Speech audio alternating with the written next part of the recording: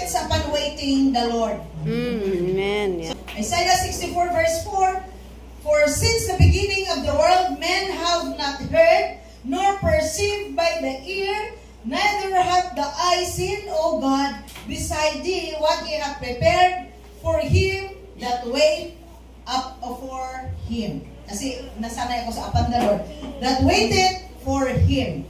So, wala pa daw, mula sa simula, sukad sa sinugdanan, wala pa daw mata nakakita at wala pang isip na nakaisip. Hallelujah. Hallelujah. Kung ano yung ihinanda or nakahanda ng Panginoon para sa mga taong nag-antay sa Panginoon. Naku, sarap pala, no? So, kaya kailangan i-train natin ating mga sarili to wait upon the Lord.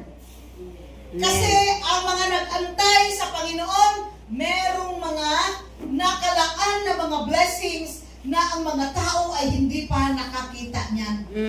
Maliban sa langit, pag tayo namatay na ang langit mo ay hindi pa natin alam kung gaano kasarap. Kasi sabi pa, wala pa daw nakarating doon at bumabalik. Pero sa totoo lang, marami ng revelation ang Panginoon. Kung tayo ay nagbabasa at tumitingin sa YouTube, minsan kasi ang YouTube, minsan ay parang reels lang din, hindi din totoo yung iba. Pero sa mga nagbabasa namin ng mga books, totoo po talaga, napakaganda ng langit. Kulang pa daw yun sa pinakita ng Panginoon sa kanila. So kaya wala pang mata, kaya totoo na wala pang mata, wala pang isip na nakaisip kung gaano kaganda ang hinanda ng Panginoon para sa mga taong nag-antay sa Panginoon. Amen. Amen. Amen. Kaya wait upon the Lord. Amen.